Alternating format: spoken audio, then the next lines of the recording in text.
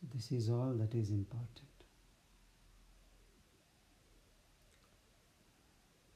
The purpose of knowledge also is to take you to meditation only.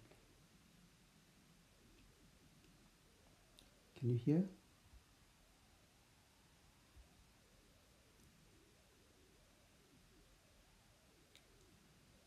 In the Gita, Arjuna says, how do I overcome all these challenges? So Krishna says, just focus on me. Just keep me in your focus all the time, and then you will see the challenges won't appear like challenges at all.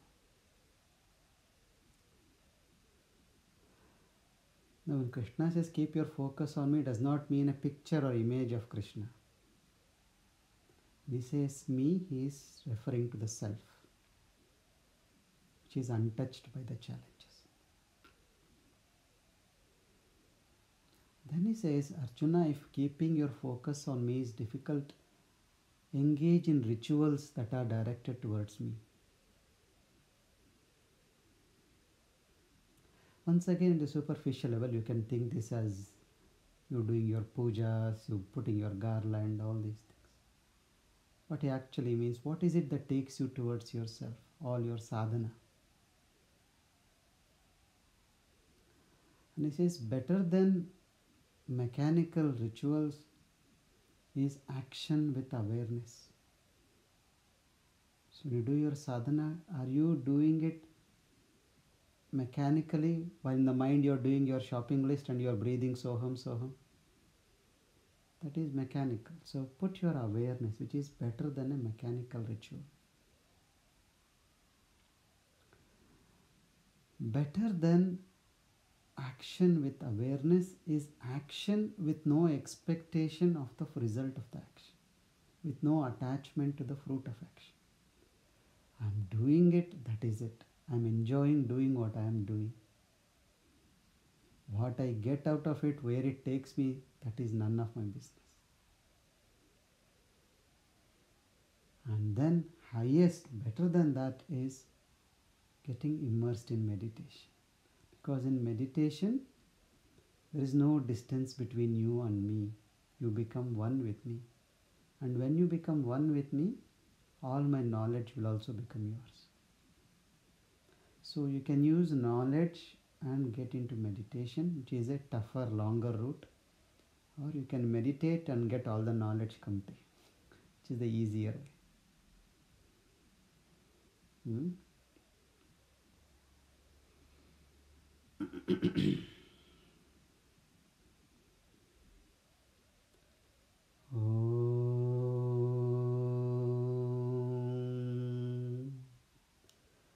Guru Brahma, Guru Vishnu, Guru Devo Maheshwaraha, Guru Sakshat Parabrahma Tasmai Shri Gurave Namaha. Gurave Sarva Lokanam Pishache Bhavarogina Nidhaye Sarva Vidyanam Dakshinamurtaye Namaha. Hari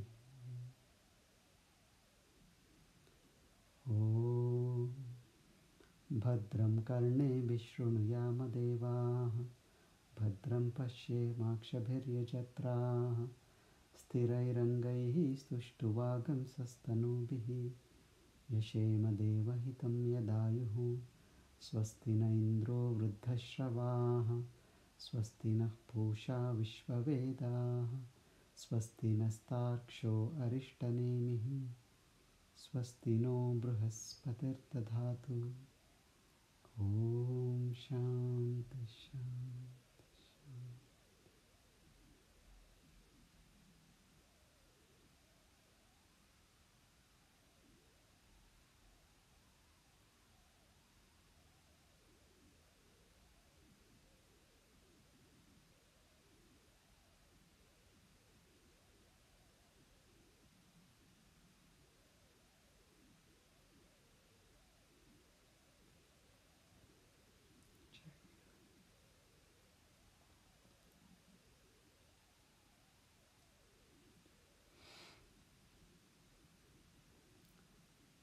See, our life can be very simplistically put in two phases.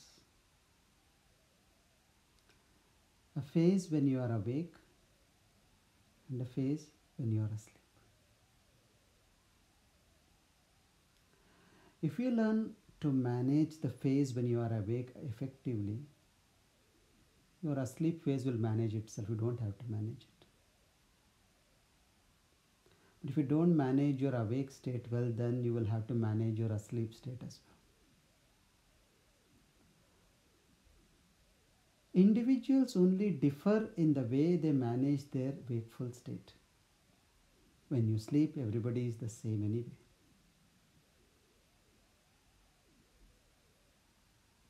And that is all your life is. From the time you wake up till you go to your sleep, what do you do? Whether you are happy or miserable, whether you are successful or failure, whatever is happening in your world only happens in between these two intervals.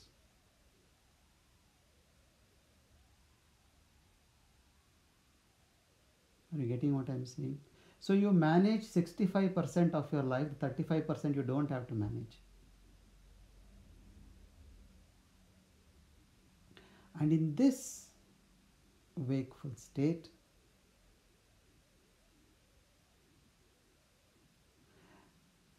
you can be in two ways. One way is recognizing and identifying yourselves with names and forms in the external world.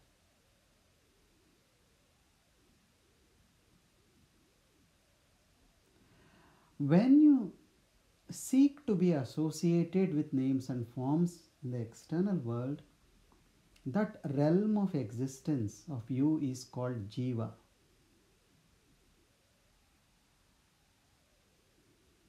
The Jiva identifies names and forms and mentally wants to connect with those names and forms.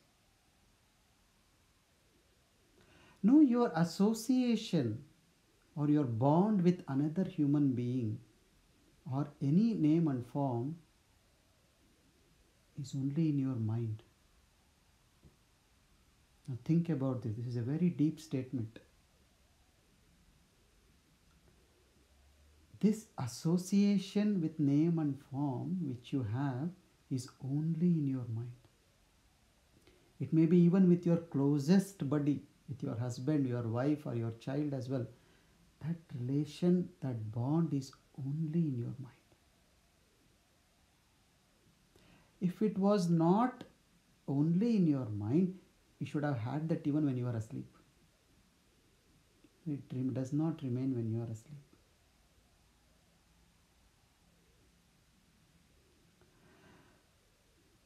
And when you are interacting with these names and forms,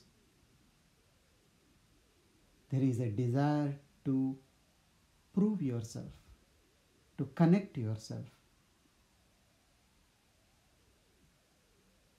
And this process of interaction needs effort and energy. And that is why at the end of the day you feel tired. At the end of your wakeful period, you feel tired because all this space you are trying to connect, associate, and prove yourself and try to get something back from these names and forms. Some of these days could be very challenging.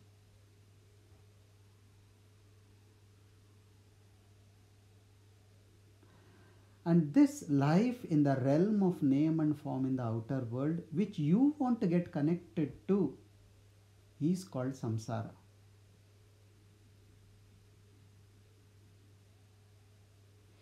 And the hallmark of samsara is that it tires you. And that is why nature has given you sleep, where you just drop everything, the state of letting go. In the wakeful state, you have to do everything according to so many expectations. You have to manage so many expectations. But in your sleep, you don't have to manage any expectations. You can just drop everything.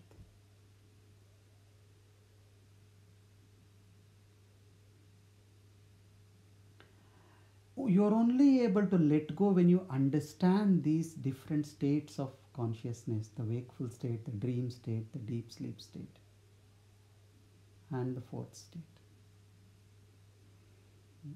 Again, Krishna in Gita says, for a beginner in the path, action is the key. For one who is established in the path, letting go is the key. How do you know you are a beginner or you are an established one? See how much connected you are to the outside world. How much you derive your identity from the outside world, that much of a beginner you are. How much you are able to drop the world, that much of an established person you are. It is just this ability to say, it's all a dream. Now, this past week was quite challenging for me. There were challenges at work, there were challenges at home, and there were challenges in the art of living as well.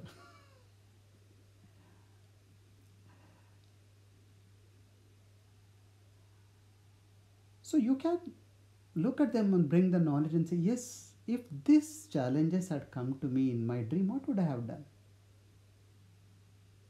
I said, okay, I wouldn't have taken them seriously, I would have dropped them. But in your wakeful state, you cannot not do anything. You see? In the dream, you can wake up. In the wakeful state, you just have to go to sleep, that's all. So how do you manage?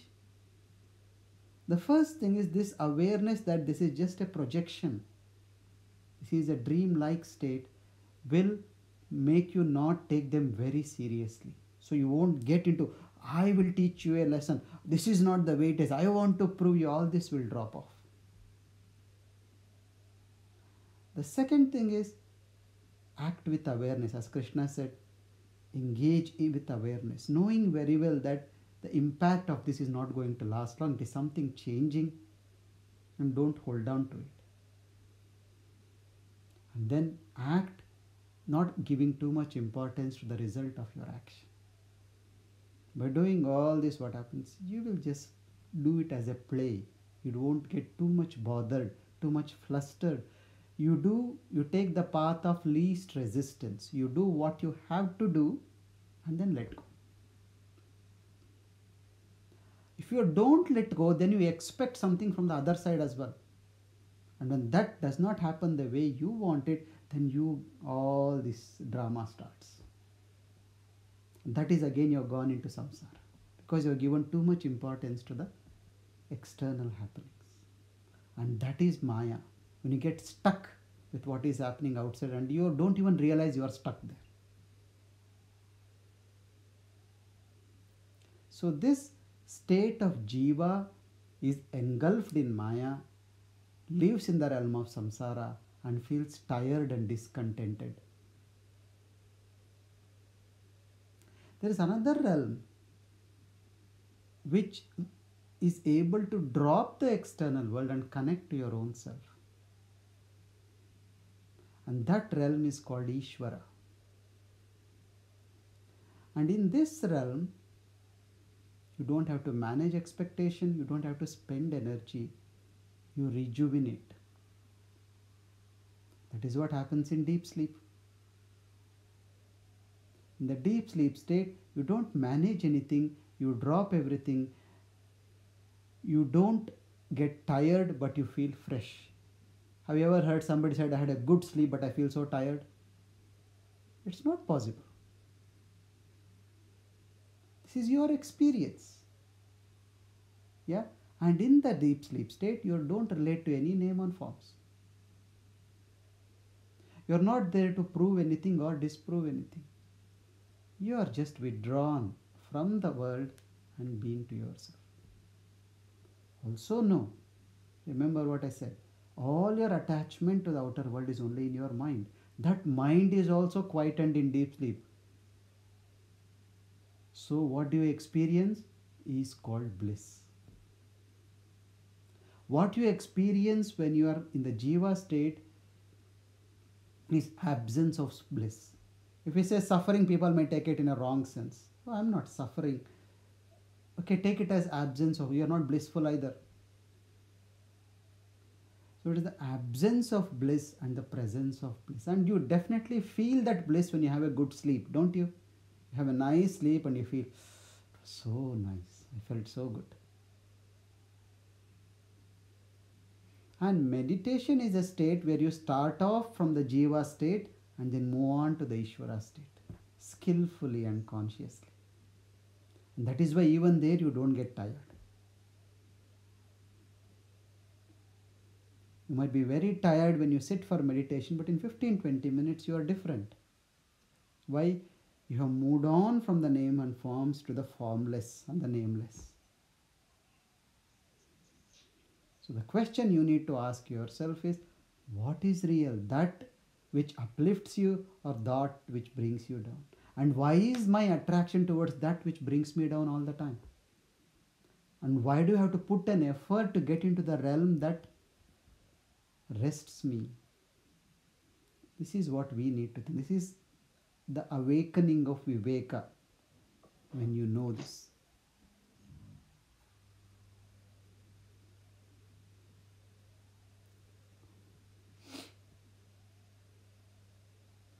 Yeah? So this is one aspect. What? The state of Jiva and the state of Ishvara. In the wakeful state, you are automatically in the state of Jiva. In the deep sleep state, you are automatically in the state of Ishvara. You are very close to God when you are in the deep sleep state. You are far away from God when you are in the wakeful state. And in the meditation, you consciously move from the Jiva towards the Ishvara. And then station there. How easily you can get into meditation, that much closer you are to the divine. And in the external world, every form is indicated by a sound, by a name. And those sounds are exclusive. When you say table, you have excluded every other thing. You excluded the chair, the door, the window, everything. When you say table, it is a table. When you call somebody by their name, you have excluded every other name. You are only calling them. Yeah? So in the realm of the Jiva, sound is important and each sound is exclusive. But in the realm of Ishvara, there is no one sound because it is formless. It is not exclusive, it is all inclusive. How do you refer to that? How do you address that form which is formless? That is Om. The only sound through which you can address the formless is Om. And that is what we are going to look into today. How the four expressions of Brahman are expressed totally by the four syllables of Om.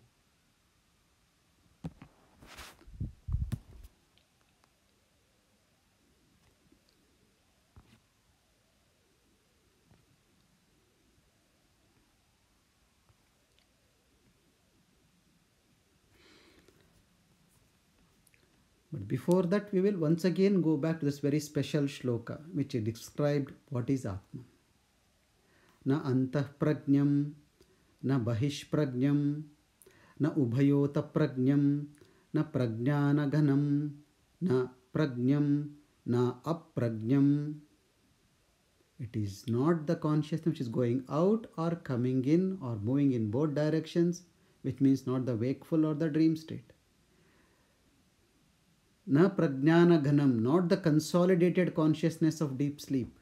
Na prajnam, not just simple action or simple awareness. Na aprajnam, not unconsciousness. Adrishtam avyavaharam, that which cannot be seen, which is beyond the senses, that which is beyond transactions.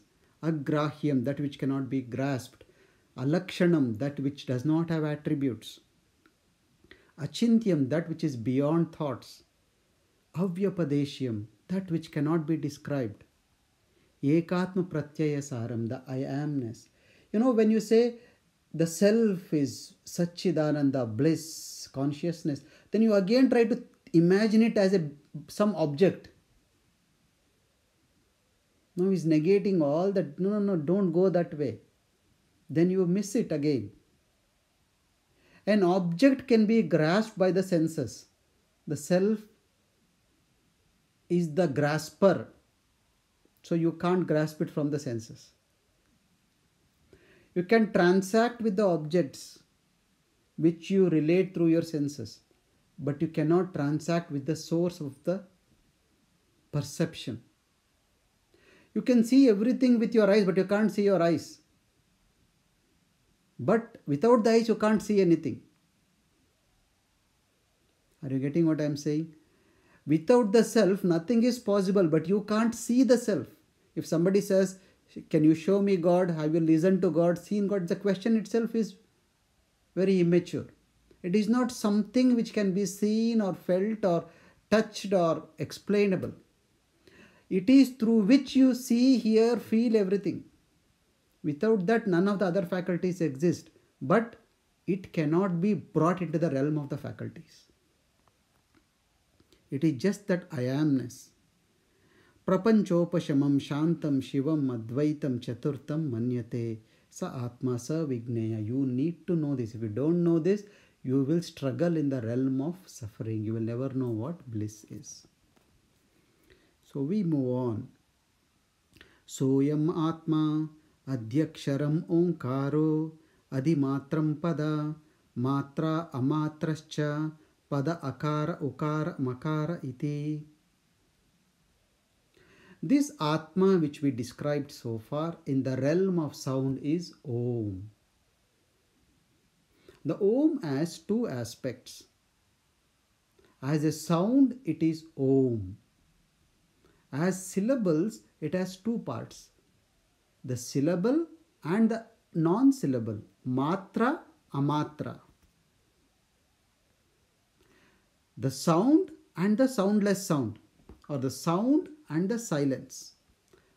And the matra are a, u and ma, and the amatra is the silence which follows it.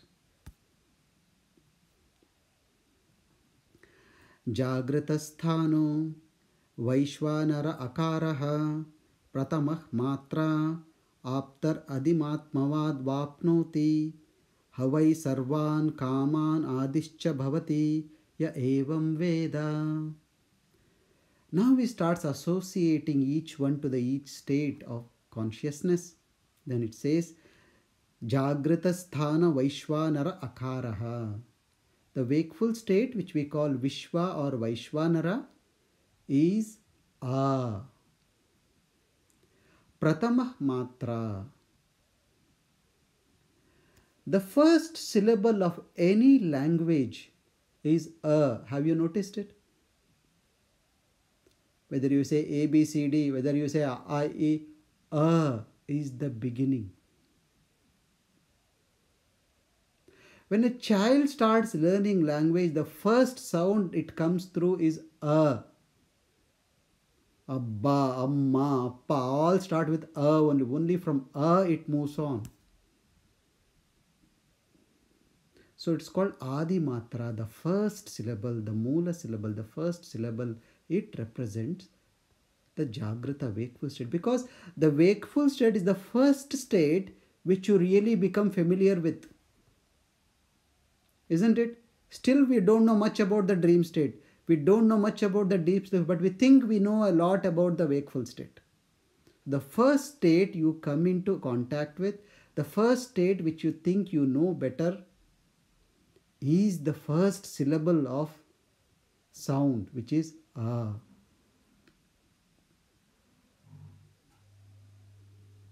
And then he also gives what is the benefit of meditating on this syllable.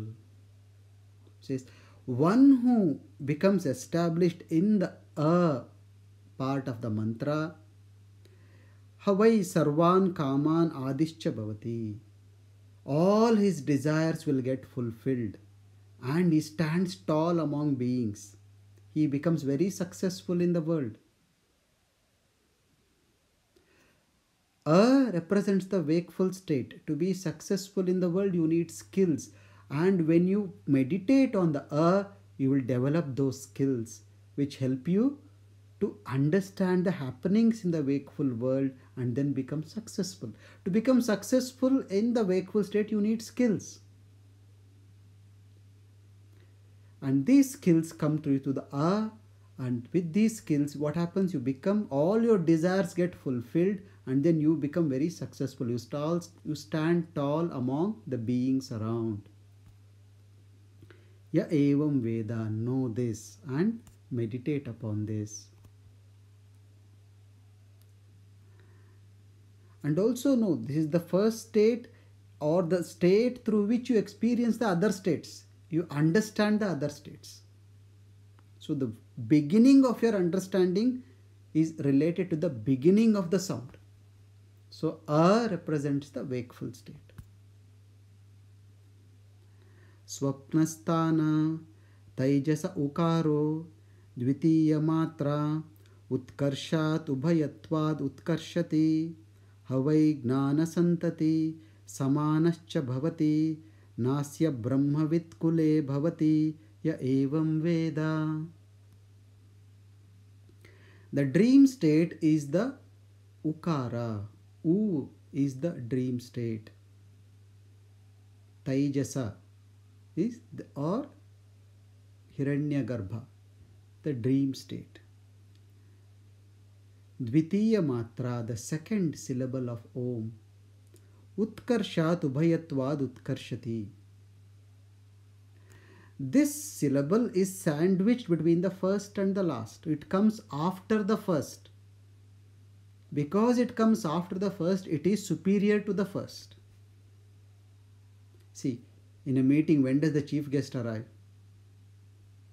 After all the PAs, everybody has come, then the chief guest arrives. Who comes later is superior to who comes in the beginning. So it says, because it comes after the this is superior to the So here what he is saying is, the dream state is superior to the wakeful state.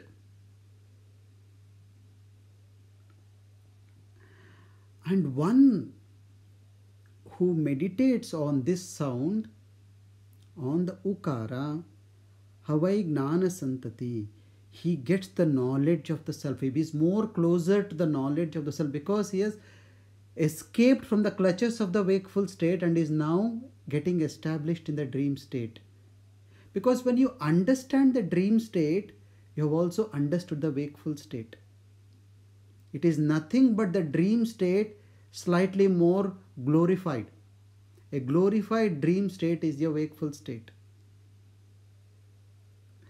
So, havai gnana santati samanascha bhavati. So, he is closer to the knowledge of the self, and he is seen, he is treated equally by everybody. One who is established in this sound of U. Nasya Brahmavit Kule Bhavati. Nobody in his lineage. Once one person becomes established in this realm of consciousness, once he understands the dream state of consciousness, nobody in his lineage will be devoid of the knowledge of the self. Everybody will get access to the knowledge of the self. So know this.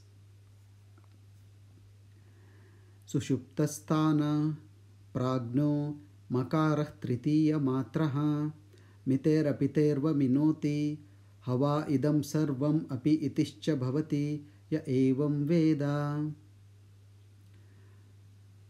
The deep sleep state, or the prajna, is represented by the Now, in the sleep state, everything ends. Isn't it? In the same way, where does the language or the sound end? When you close the lips, your speaking ends. When you chant you close your lips.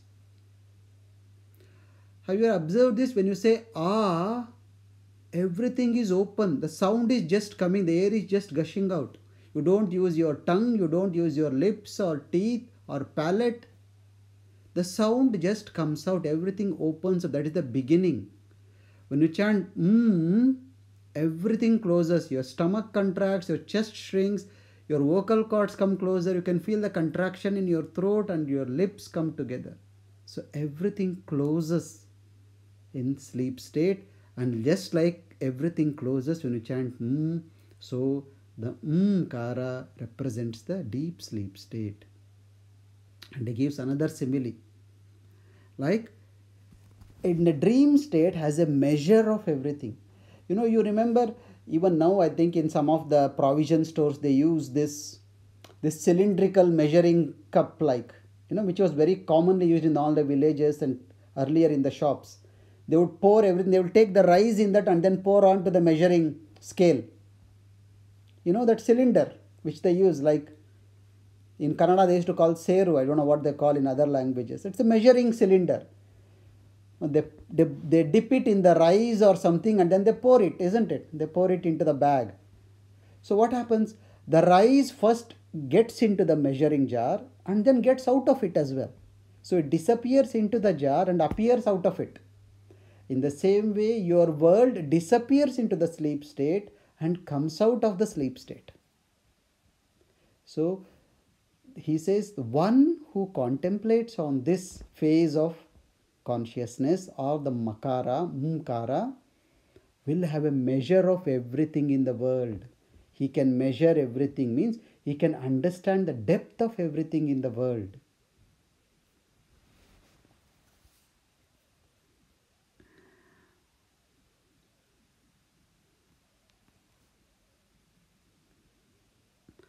अमात्रश्चतुर्थो अव्यवहारः प्रपंचोपशमः Shiv अद्वैत एवं ओंकार आत्मैव समविष्ट्य आत्मना आत्मानं य एवं वेद. And now there is the non-syllable amatra, the soundless sound, the sound of silence.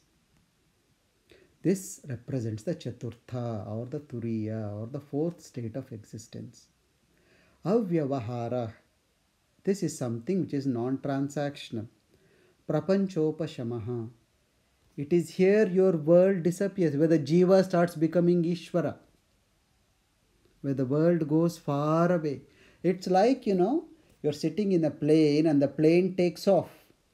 As it takes off and starts going up, everything you see on there starts becoming smaller, smaller, smaller. And then once when it goes above the clouds, it disappears. So just like that, you move on from all the gross and then stay into the subtle. Prapanchopashama, all your world will disappear. Prapancha is the world of 5 elements. Upashama means will dissolve and disappear when you are above the clouds. And that is the fourth. Shiva, it is very auspicious. Advaita evam, it is oneness. There is no duality there. A, U, Ma have a beginning and an end. The silence has got no beginning, no end. It is eternal and it is uniform. It does not change at all. Atmaiva, Omkara, Atmavai. So it represents the self. Samavishtya Atmana Atmanam.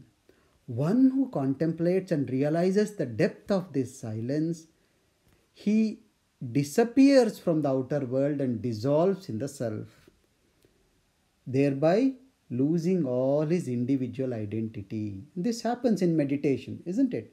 At some point, the individual identity disappears and then you are somewhere. It's like, sometimes in meditation you feel like you are just falling into a abyss. You are just dissolving somewhere. Means what? All that you are holding as name and forms has all gone, and then the formless is engulfing you. That is the fourth state. So they are associating this with Om and saying that once you chant Om, you have engulfed all the states of awareness of the Brahman within you, and whatever you prefer, you can contemplate on one particular thing and you get these benefits. When you contemplate on A, you become successful in the world. When you contemplate on U, you become closer to the knowledge of the self. When you contemplate on you get a measure of everything. That which can be measured is Maya. You know what is measurable, what is not measurable. So you are able to look through Maya, through And one who contemplates on the silence, he just becomes one with the Ishvara. His external identity drops and he experiences that oneness of the Brahman. Jai Gurudev. So that is it.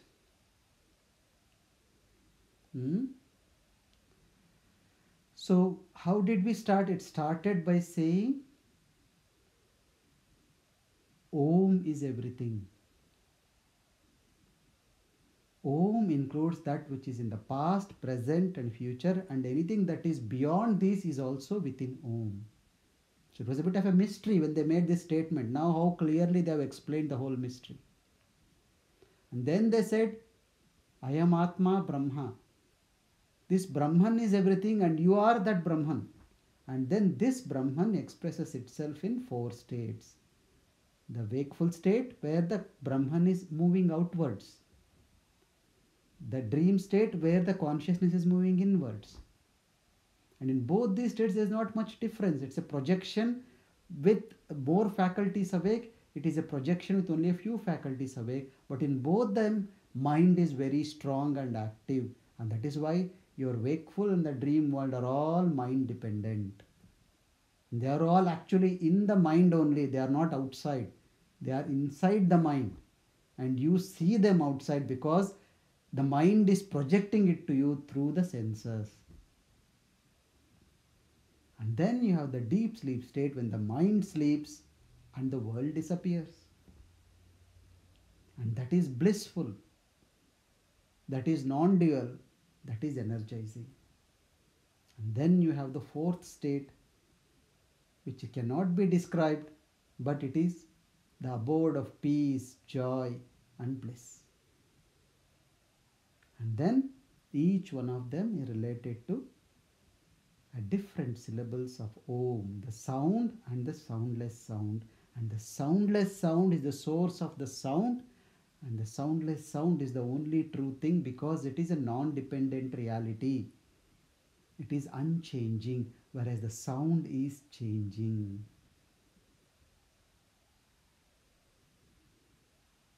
Okay? Jai Gurudev.